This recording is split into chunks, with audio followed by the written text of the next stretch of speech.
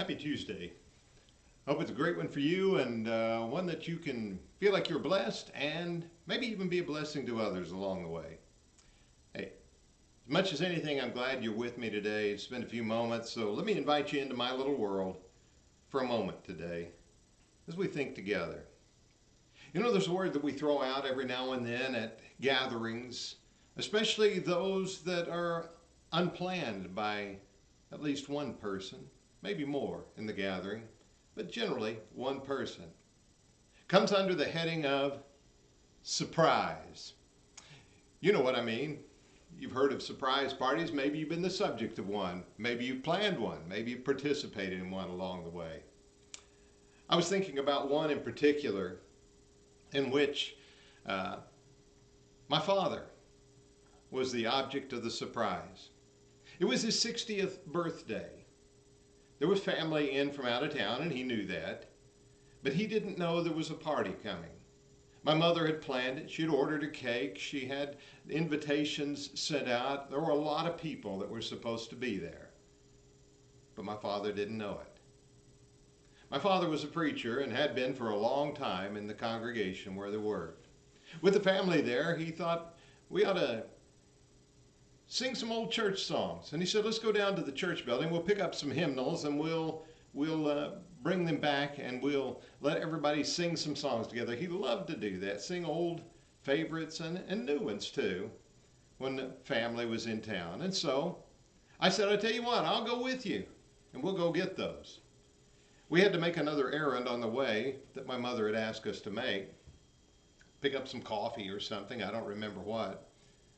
And so we went by the store, we took care of that business, and then we drove to the old church building. As we pulled into the parking lot, my father looked and there were cars in the lot, and he said, wonder what these people are doing here. They must be having something downstairs, or maybe they've got something upstairs in the fellowship room. I said, I don't know. I lied. I shouldn't lie to my father, but I did. Anyway, we went into the building and we picked up some of the old songbooks stuck back in a corner somewhere. And as we came out, I said, I wonder what's going on up there. He says, I don't know. I said, well, I'm going to go find out. He said, no. If we go up there, we'll be stuck. People will see us and I'll have to talk to people and we'll be stuck up there. I said, no, I need to go find out. And he said, okay, I'll go with you. Of course, when we entered the room where everyone was, there was the big surprise. And in walks my father. And you could tell he was totally surprised. It was a great party. There was a cake there with an old man laying across the cake, worn out from life. And the words below it, life begins at 60. And if you believe that one, well, maybe it does. Well, let's think about that for a moment. But let's move on. Well, after the party was all gone, he went around and he shook hands and he visited with people, and people came and told him how glad they were to be there and to wish him a happy birthday and so forth and so on. And so for the next hour or two, he endured a surprise party. When it was all said and done and everything was cleaned up and returned home, he said to my mother, don't ever do that to me again. She was disappointed that he didn't enjoy the party more than he did. But I've got to flash forward quite a few years. He and I talked about that party sometime later. My mother was long deceased. We were talking about that party, and I said, I remember that. And he said, I do too. And he said, I have one regret. I thought he was going to say that it was a surprise. But he said, I have one regret, that I didn't appreciate it. He said, I do now. I wish I'd told your mother that at that time. Surprises can be a lot of fun. They can also be scary. Surprises can enlighten us and bring us to a great opportunity. You know, in the 9th chapter of John, Jesus meets a blind man to whom he restores the sight. It's a man who was born blind, whose the disciples of Jesus thought was that way on purpose. Well, in a sense it was, because it gave the opportunity for Jesus to show the glory of God, as he says. But it was a random man, and he found the man, and he did that, and he healed the man. And And the man gets into trouble because he identifies that someone special has done this to him. Well, the religious leaders don't like that. Ultimately, they kick him out of their association, out of the synagogue. He's not allowed in association with the people.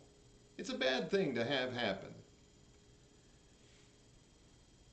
But as it goes, it tells us a little later in the story. Jesus heard that they had cast him out. Verse 35 of John 9. He went and he found him and he said to him, "Do you believe in the Son of God?" And he answered and said, "Who is he, Lord, that I may believe in him?" And Jesus said, "You have both seen him, and it is he who is talking to you." Surprise. The man who came and gave you your sight. The man who put the clay on your eyes, told you to wash, found your sight, and ultimately led the chain of events that brought you to be removed from the synagogue. That's me. Surprise. I don't know that he ever thought he would see Jesus, that he would ever see this man again. He didn't ever think he would probably ever see, but he did. And he saw Jesus, and what a surprise it was. His life was changed. Surprises can be just a moment of special event, but they can also be life-changing. It can be those moments when a husband and wife for the first time realize they're going to have a baby. It can be that moment in which a young man gets down on one knee, figuratively or literally, and says, "Will you marry me?" It can be that moment when one of your children comes home and says, "You're going to be grandparents." Surprise. And some of the best things in life come out of surprises. If you think about it, some of the things that have altered your life and you go back over them, you'll find they caught you off guard in the moment. But as you move further along, you found them some of the greatest opportunities you've had in your life. I don't think we would get where we are today if it weren't for the surprises. Yes, we can get upset about them and the startling thoughts they bring to our mind, the fear that they bring to us, the unpreparedness, because most of us would like to know what's coming and have it all under control, at least in our minds. But sometimes it's those things that are unplanned, those things that catch us off guard. And like my father, many years later, sometimes we can look at them and say, that was special, and I'm glad it came my way. I wish I'd known it at the time. I guess the main thing is that we do learn it along the way, that we do pick up on the surprises and realize how special they really are. Jesus was a surprise to the world, to many. He brought something very special. They didn't realize it at the time. Many of them didn't. They didn't realize how special he really was and what he was really bringing. But you know, because he did and because he surprised the world in such a way, we have the greatest of opportunities today. Be thankful for the surprises that come into your life. I know some of them are startling and some of them can even be bad. But be thankful for the surprises that come your way, that down the road you can say, some of the best things came out of that. And I'm glad it came my way. And you might even be glad it was a surprise. I know the blind man was. I know my father was. You and I think we can be too. Anyway, glad you're with me today and sharing this moment. I hope you have a wonderful January Tuesday, and I hope if it's cold where you are, I hope you can find someplace warm today. Really pretty nice around here today. Hey, thanks for being with me, and we'll look for more that we can share a little further down the road.